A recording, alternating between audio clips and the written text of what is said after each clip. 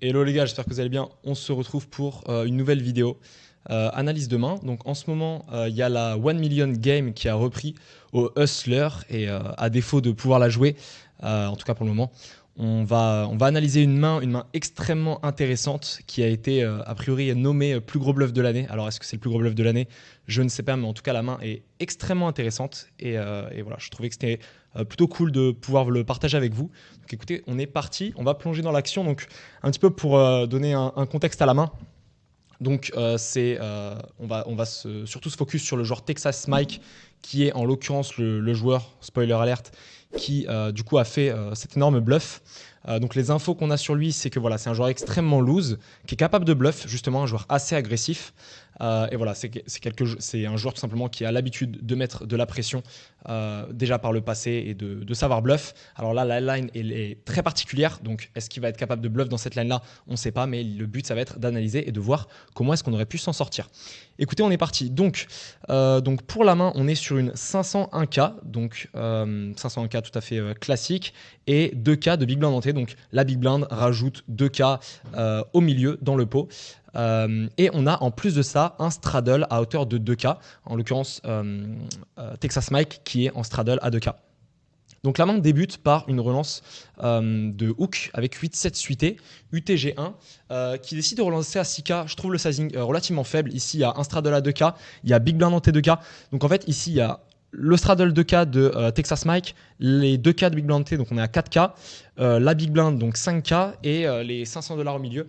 Donc voilà, il y a 5K5 au milieu, donc ça fait vraiment beaucoup d'argent mort au milieu. En termes de blind par rapport à 2K, on est quasi sur du 3 blindes au milieu, alors qu'en classique, en hold'em, on a 1.5 blindes au milieu. Donc voilà, on a vraiment beaucoup d'argent mort au milieu. C'est pour ça qu'ici, je partirais beaucoup plus sur un open share à hauteur de 8K, 10K. Et si on estime que 8-7 suité, c'est pas une main qui va faire assez d'argent à open, on peut potentiellement limp ou fold. Ici, étant donné qu'il y a Texas Mike en straddle, j'ai clairement absolument envie de jouer contre lui. On joue extrêmement deep. Ici, on voit que le joueur joue plus de 800 000 deep, 790 000 deep. Et donc ici, voilà, on joue, même avec la straddle de K, on joue 400 blindes deep. Donc voilà, avec Texas Mike en straddle, j'ai clairement envie de le jouer. Et donc je partirais plutôt pour un raise à hauteur de 10K. En l'occurrence, Hook décide d'open à 6K, donc 3X. Hans qui décide de call 19 suité au cutoff. Ça peut être mixé entre du flat, du 3-bet. Ici, en l'occurrence, je pense qu'on va faire plus de V dans la line call, puisque le spot de la table, malgré tout, ça risque d'être Texas Mike, le joueur est créatif. Et donc, ici, je préfère faire entrer Texas Mike avec un large panel de main, plutôt que m'isoler face à une range d'open potentiellement un peu trop strong. Donc même si c'est clairement potentiellement faisable ici. Donc on a Hans qui décide de call, on va avancer rapidement dans la vidéo. Et on a Texas Mike qui est donc en option de straddle avec 10 d'off. Ici je pense vraiment que quand on a open juste 3x, qu'un joueur à call, Texas Mike va défendre quasi toute sa range. Sa range va s'afficher également à l'écran. Donc voilà, ici je pense qu'il va défendre énormément de mains, si ce n'est toutes ses mains. On va quand même mettre en fréquence les trash totales. Mais ici je pense que quand il y a open 3x call et qu'il a fait straddle, les joueurs sont extrêmement attachés déjà à leur blind, mais en plus quand ils font straddle, ils se sont engagés en plus dans le pot et très souvent ils vont défendre énormément. Donc ici 10 d'off, assez peu étonné que le joueur défende au vu de son profil et au vu du fait qu'il ait fait straddle. Donc ici clairement pour la suite du coup on va lui attribuer une range extrêmement loose et on va voir que ça va avoir toute son importance en l'occurrence. Donc ici Texas Mike qui décide de call et on va se retrouver en 3-way. Donc ici on va vraiment se mettre dans la peau du joueur qui a fait face au bluff pour voir en l'occurrence si on aurait pu simplement hero call ou non, ou si c'était simplement un setup et juste un excellent move de Texas Mike. Donc on arrive sur As-5-4 et on décide de ces bêtes 5K dans 20K. Alors pour parler du move, ici, je pense que le move est vraiment très bon. On peut s'ébet entre 20%, 25% pot. Je pense que c'est un très bon move. Pourquoi? Ici, on a une main qui, certes, pourrait assumer un bet à la turn. En l'occurrence, vu que là, on est IP sur Texas Mike et hors de position vs cutoff, on pourrait assumer un bet à la turn de Texas Mike, mais on n'est pas très content de lui laisser le spot de bluff. Donc ici, honnêtement, je suis très heureux de bet simplement pour faire folder les Broadway, les trash 8 têtes, donc tout ce qui est les 10 et 9, valet 10, dame 10, roi dame, roi valet, roi 10, toutes ces mains-là, ils vont clairement respecter en multi-way et directement folder. Ça nous permet également de block bet contre les As-X. Ici, vs un carpo.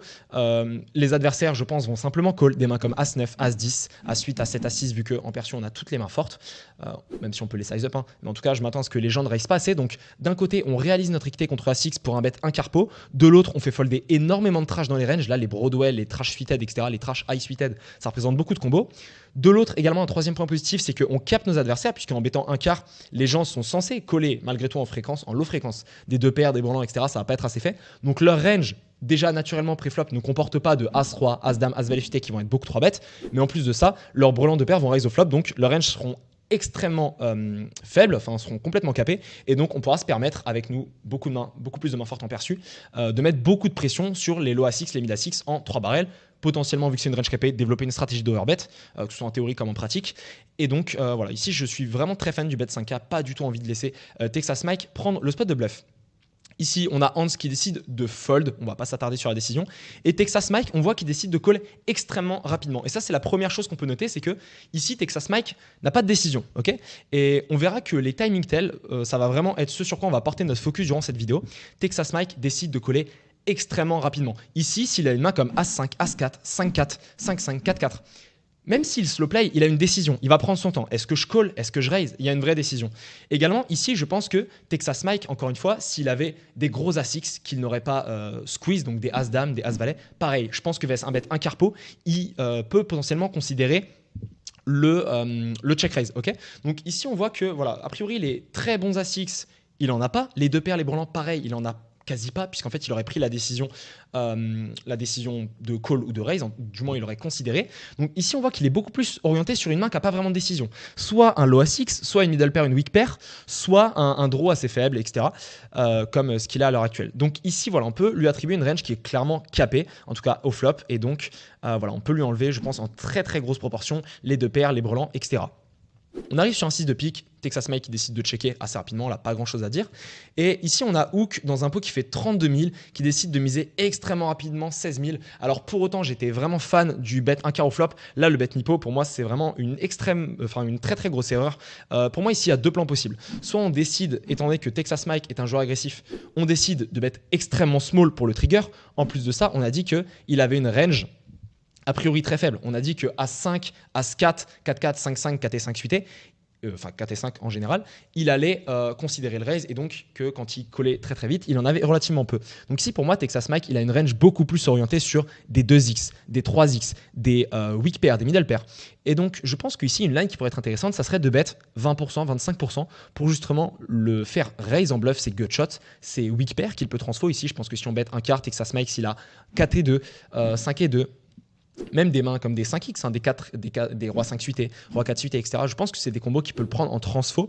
Et donc ici, je suis très intéressé à, potentiellement, c'est un plan qui est possible, bet small. Ok, donc dans un pot qui fait 32K, bet quelque chose comme 4K, 5K. Ça, c'est le premier plan. Le deuxième plan, c'est de se dire, ok, ici, j'ai envie de capitaliser sur ces paires plus draws, sur ces draws, sur ces As-X, et donc de mettre directement un très gros sizing. Ok, donc ici, le pot fait 32K. Ici, aller chercher un sizing type 25K, 30K. On pourrait développer de l'overbet en théorie, mais j'ai peur que ce joueur-là, sans plus d'infos, si on a l'information qu'il est CS, go overbet. Mais ici, j'ai peur que ce joueur-là, sans plus d'infos, respecte trop l'overbet et soit même potentiellement capable de commencer à fold des As. Donc ici, je pense que le plan de overbet très cher en value n'est pas forcément le meilleur, surtout contre un joueur qu'on sait être agressif, qui est capable de prendre des très gros bluffs. Donc je pense qu'ici, contre ce joueur-là, la line de micro size tout simplement, 4K, 5K, sera beaucoup plus avantageuse pour justement lui faire raise bluff d'un côté ses gut shots, ses open-ended, mais également donc c'est weak pair type 4 et 3 suité qui peut potentiellement transfo. Ici en l'occurrence le bet Nipo, voilà, pas très fan. Et ici on a Texas Mike, on peut voir assez rapidement, hein, donc le joueur a bet et on voit à peu près au bout de 7-8 secondes, on a Texas Mike qui décide de raise 52K. Ici c'est très très très intéressant. Là déjà on a deux choses à faire. Déjà on doit analyser la composition de sa range. Mais également, on a une décision. Est-ce qu'on décide de call? Est-ce qu'on décide de 3 bet? Ici, quand Texas Mike décide de raise sur le 6 de pique, il a relativement peu de mains fortes. Ces mains fortes, c'est quoi? Ça serait 8 et 7 suité, qui fait gut shot. Il peut en avoir, enfin, qui avait gut shot au flop et qui fait carte à la turn. Il peut en avoir, c'est également mixé en fréquence au flop. Il peut également les raise, vu que c'est un joueur agressif. Après, il a quoi? Il a As-6, il a 6-6. C'est un petit peu les seules mains fortes qu'il a. Donc on voit qu'ici, il y a As-6, 6-6, quelques 8-7-8. On voit qu'il a relativement peu de mains fortes comparé à toutes les mains faibles qu'il peut avoir. Tous les 2x, les 3x, les weak pairs qu'il peut transfo, qu'on a cité avant, les 5x, les 4x. Également, il peut avoir des flush draws. Ici, Texas Mike, je pense que quand on bête un carreau flop, s'il a une main comme valet 10 de pique, il peut call. S'il a une main comme roi valet de pique, il peut call. S'il a une main comme 18 de pique, peut-être, si vraiment il est extrêmement agressif, il peut flat ces mains-là. Même des rois dame off, des rois valet off, etc. Tout ça, c'est des mains qui peuvent float au flop. VS, un bet extrêmement small. Donc ici, on voit qu'il a énormément de combos de bluff possibles et assez peu de value end, tout simplement. Et également, pareil ici, quand on deux barrel, As-6 ne va pas toujours raise. Je pense que ça va souvent raise, mais ça va pas toujours raise. 6-6, c'est vraiment très peu de combos. Et 8 et 7 dans tous les cas en split. Donc ici, je pense qu'on a beaucoup plus d'intérêt à call pour garder Texas Mike. Il a beaucoup de bluffs qui ont peu d'équité, pas du tout d'équité contre nous, hein, d'ailleurs, des gut shots, des open-ended, etc. Hormis, même pareil, hein, les middle pairs, les weak pairs qu'il transfo sont complètement draw dead. Donc ici, je suis très fan du call de Hook ici, de garder Texas Mike. Également, si on peut parler un petit peu du sizing que Texas Mike utilise ici, donc il décide de raise 52 000 $. Donc ici, je pense que s'il avait une main comme Breland 6, surtout Breland 6, qui est un petit peu le cœur de ces combos en value, je pense qu'il irait raise quand même beaucoup plus cher. On joue 800 000 $ deep. Ici, je pense qu'il peut aller chercher un sizing beaucoup plus élevé. Là, on voit qu'il fait que 3x. Ici, je pense qu'il est capable d'aller chercher du 80 000, 90 000, 100 000. Donc pareil, je mixerai encore une fois ces combos de value à la turn. Et donc ici, Hook, il décide de call. Donc vraiment très fan du call. Et on va avancer rapidement. Donc il décide de call. Et là, on va faire très attention au timing. Ok, ça va être très important. Donc là, on arrive sur une river clairement pas anodine. Un As qui fait justement faire full à Breland 6 et full à As 6. Ok, il y a évidemment énormément de buzz draw. Mais donc ici, on voit que, ok, la carte, la river est arrivée à peu près à 8,55. On voit qu'à 9,02, donc en 7 secondes, Texas Mike décide de checker. Encore une fois, c'est le même thinking qu'au flop. Ici, je pense que si Texas Mike, notre adversaire, ici dans le spot, il a full, il a As-6, 6-6, 5-5, 4-4 quand le play. Mais encore une fois, ces mains-là, je lui mets en extrême faible fréquence. Je pense qu'ici, s'il a As-6, 6-6, il va clairement prendre le temps de considérer le bet. C'est vraiment une décision qui est très compliquée à la river, de soit checker pour check raise, soit de bet. Alors oui, c'est des tables streamées, il faut jouer assez rapidement. Mais ici, on est dans un très gros pot. À la river, ça fait clairement sens pour lui de prendre son temps, de considérer la line de bet. Et en même temps, en bluff, il peut également considérer la line de bluff. Donc ici, on voit juste que le snap check, il peut avoir des bluffs, il peut avoir des values, mais j'ai quand même l'impression que s'il a des values dans ce spot, il va prendre quand même pas mal de temps pour réfléchir. Et donc, en l'occurrence, ici, pour moi, quand il snap check, alors certes, il y a quelques trappes qu'ils veulent jouer en check raise, mais j'ai l'impression que c'est pas mal de mains comme un 4x, un 5x, un buzz draw qui se dit ok, la range de mon adversaire c'était principalement des As-X à la turn, donc des As-Roi, des As-Dame, des As-Valet. Ici je pense clairement pas les faire folder et donc je pense qu'ici il est un petit peu en mode je give up mon bluff et on va voir ce qu'on peut faire. Mais en tout cas je pense qu'il est vraiment en mode je give up mon bluff vu que la doublette de l'As c'est clairement pas une bonne carte pour lui bluff puisque maintenant je pense qu'il s'attend pas à avoir de la FE face à un adversaire qui aurait des As-Roi, des As-Dame, des As-Valet. Et donc Texas Mike qui décide de check. Et ici Hook qui réfléchit et qui réfléchit assez peu longtemps et qui décide de bet 150 000. Alors 160 000 même. Donc il décide d'overbet 160 000 dans 132 000. Ici pareil, on a une vraie décision à la place de Hook. Ici en théorie l'overbet c'est toujours quelque chose qui est faisable. Notre adversaire est a priori capé dans les grandes lignes. Donc ici, je pense que c'est quelque chose qui est OK. D'overbet, nous, on a quand même des 4-4, 5-5, As-5, As-4, même des As-Roi, As-Dame potentiellement qui ont assez d'équité pour overbet contre potentiellement les As-X inférieurs chez notre adversaire, même si je pense qu'il y en a assez peu qui raise turn. Mais on peut avoir des As-Roi, As-Dame qui vont peut-être overbet parce que notre adversaire a maintenant des mains faibles, donc des 6 et 5 suités, 4 et 6 suités, 4 et 5 suités, etc. Donc l'overbet en théorie peut faire sens. Après ici, encore une fois, contre Texas Mike, ici je pense que sa range est beaucoup trop orientée sur des weak pairs, des middle pairs, des buzz gut shot. Et donc ici, par concept de certitude, je serais beaucoup plus aller chercher un sizing faible pour justement aller trigger des bluffs. Donc si le pot fait 130 000, je serais plutôt aller chercher un sizing du type 25 000, 30 000 ou un tiers pot pour vraiment représenter un As-X qui veut sin value.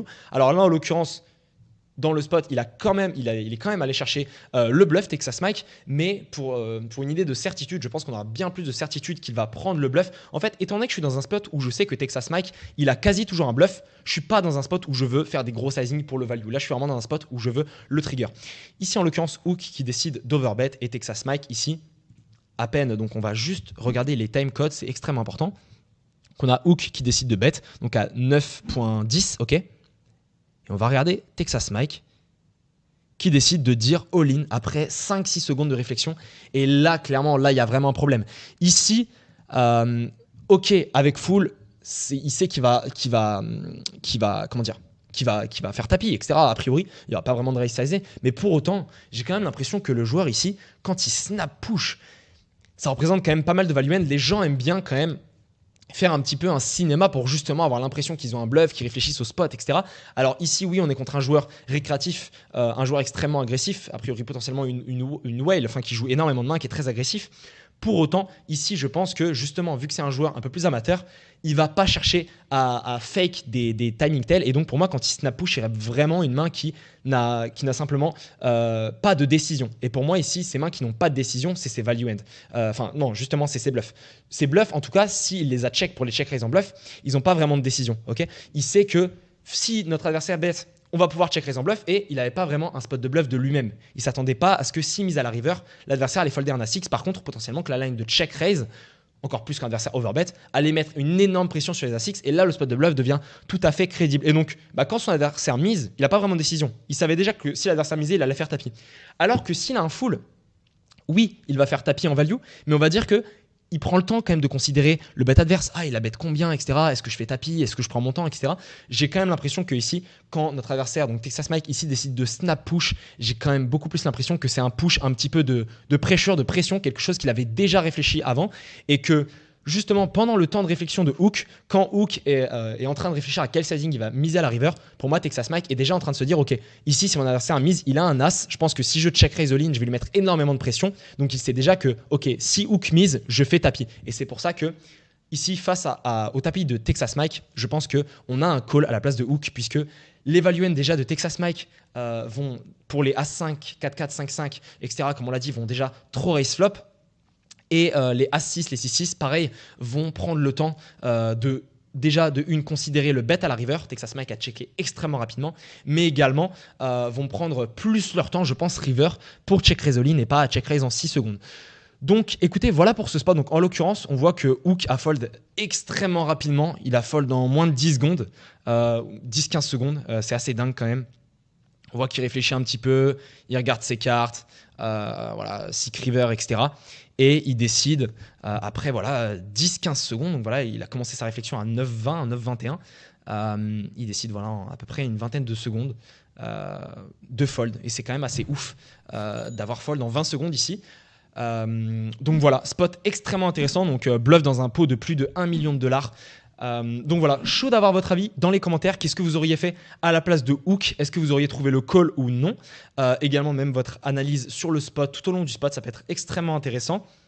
Bref, bravo quand même à Texas Mike d'avoir su trouver le bluff ici en tout cas. Donc bluff vraiment très ambitieux, mais faut quand même avoir les cojones pour aller mettre les 730 000 $ au milieu. Écoutez, j'espère que cette vidéo vous aura plu. Si vous voulez d'autres vidéos de ce type où j'analyse des très gros pots qui ont été joués sur les hustlers, enfin bref, sur des mains high stakes, ça peut être quelque chose qu'on peut refaire. Va y avoir les vlogs de Vegas qui vont arriver prochainement dans 2 à 3 semaines. On arrive à Vegas le 17 juin. Va y avoir a priori un vlog tous les jours ou un vlog tous les 2 jours. On va vous montrer toutes les coulisses de la création de contenu, que ce soit les shorts, que ce soit les interviews, les podcasts.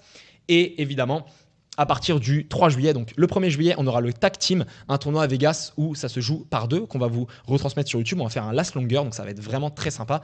Et évidemment, le 3 juillet, le début du main event. A priori, tous les joueurs de la team vont le jouer, donc ça va être vraiment incroyable de vous retransmettre tout ça. Bref, pensez à vous abonner, à mettre un pouce bleu, à mettre la cloche pour ne pas louper les prochaines vidéos. Il y a vraiment du très très lourd qui arrive dans le mois et les 2 mois qui arrivent. Pas mal de projets secrets également sur lesquels on travaille depuis plusieurs mois qui vont arriver prochainement. Des projets qu'on a décidé d'annuler, des projets nouveaux qu'on a décidé de mettre en place. Beaucoup de valeur qui va être apportée également prochainement. Bref, je vous en dis pas plus, sinon je vais tout déballer. Il faut que je garde le secret. On se tient au courant, j'espère que le grind en tout cas se passera bien pour vous et on se retrouve dans une prochaine vidéo. Des bisous.